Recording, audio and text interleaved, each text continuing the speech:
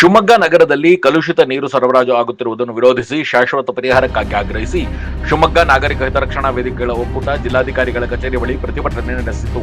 ಕಳೆದ ಹಲವು ದಿನಗಳಿಂದ ಶಿವಮೊಗ್ಗ ನಗರದಲ್ಲಿ ಕುಡಿಯುವ ನೀರು ಕಲುಷಿತವಾಗಿದ್ದು ನಾಗರಿಕರ ಆರೋಗ್ಯದ ಮೇಲೆ ದುಷ್ಪರಿಣಾಮ ಬೀರುತ್ತಿದೆ. ಕಲುಷಿತ ನೀರು ಮನೆಗಳ ಟ್ಯಾಂಕರ್ ತುಂಬಿ ಅದನ್ನು ಸ್ವಚ್ಛ ಮಾಡಬೇಕಾದರೆ ಅನಿವಾರ್ಯವಾಗಿ ಸಮಸ್ಯೆ ಉಂಟಾಗುತ್ತಿದೆ. ಕಲುಷಿತ ನೀರಿನಿಂದಾಗಿ ಹಲವು ಬಾರಿ ಟ್ಯಾಂಕ್ ಸ್ವಚ್ಛತೆಗಾಗಿ 16,000 ರೂಪಾಯಿಗಳನ್ನು ಖರ್ಚು ಮಾಡಬೇಕಾಗಿರುವುದು ಅನಿವಾರ್ಯವಾಗಿದೆ ಎಂದು ಪ್ರತಿಭಟನಾಕಾರರು ಆರೋಪಿಸಿದರು. ಒಂದು ಸಣ್ಣ ಬ್ರೇಕ್ ನಂತರ ಕಲುಷಿತ ಕುಡಿಯುವ ನೀರಿನ ಬಗ್ಗೆ ಪ್ರತಿಭಟನಾಕಾರರು ಏನು ಹೇಳಿದ್ರು ಕೇಳೋಣ ಬನ್ನಿ. ಶಿವಮೊಗ್ಗ ನಗರದ ಹೃದಯ ಭಾಗದಲ್ಲಿ ನೂತನವಾಗಿ ಆರಂಭವಾಗಿದೆ ಮಂತ್ರ ಲಾಡ್ಜಿಂಗ್.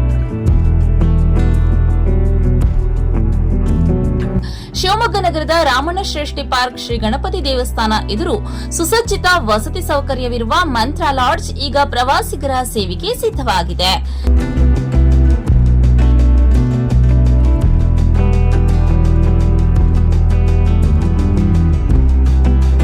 ನಮ್ಮಲ್ಲಿ 24 ಗಂಟೆ ಲಿಫ್ಟ್ ಹಾಗೂ ಎಸಿ ಸೌಲಭ್ಯ ಹೊಂದಿರುವ ಐಷಾರಾಮಿ ಆರಾಮದಾಯಕ deluxe, super deluxe, triple, double, twins ಬೆಡ್ರೂಮ್ಗಳು ಲಭ್ಯವಿದೆ.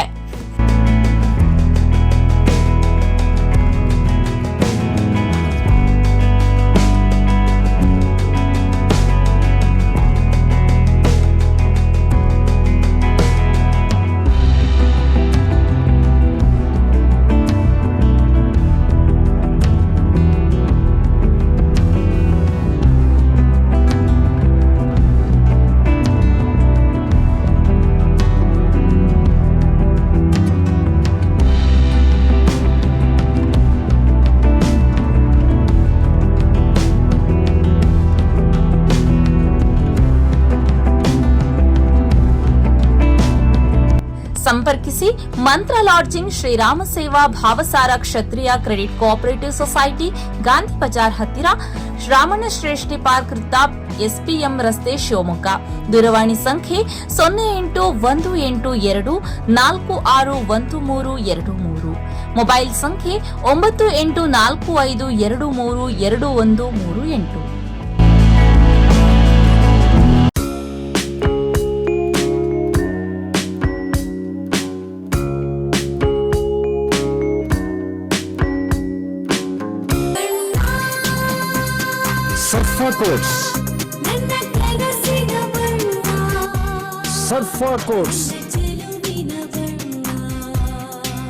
ಸರ್ಫಾ ಕೋಟ್ಸ್ ರವರ ಸುದೀರ್ಘ ಬಾಳಿಕೆಯ ಸುಂದರವೂ ಆದ ಜಲಾಧಾರಿತ ಪರಿಸರ ಸ್ನೇಹಿ ಪೇಂಟ್ಗಳನ್ನೇ ಬಳಸಿ. Sarfa luxury emulsion paint, odourless, low VOC, good for health, good for earth. ಸರ್ಫಾ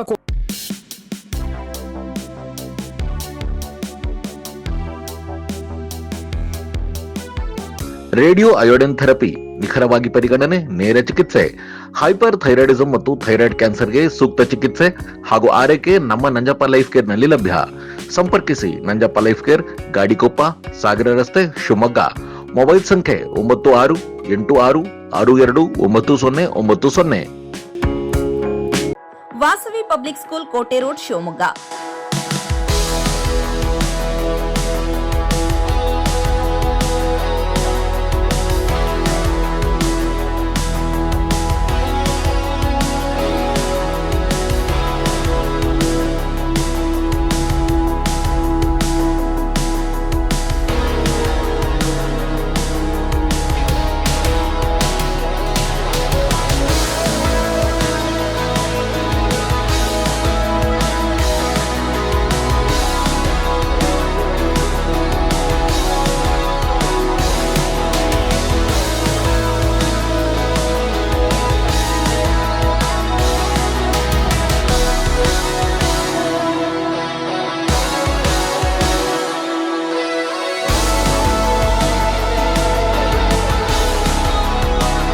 Bringing excellence to students. Admission open 2026-27.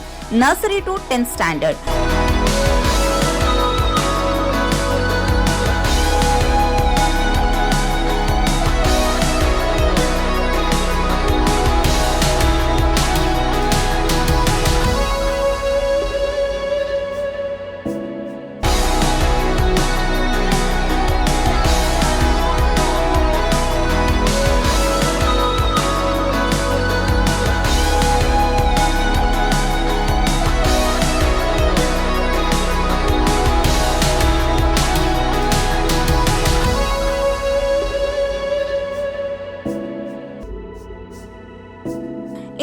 learning program, safe and supportive community, holistic character development, fun activities, track students' performances with class sati, celebrate their progress, attractive discount on single fee payment.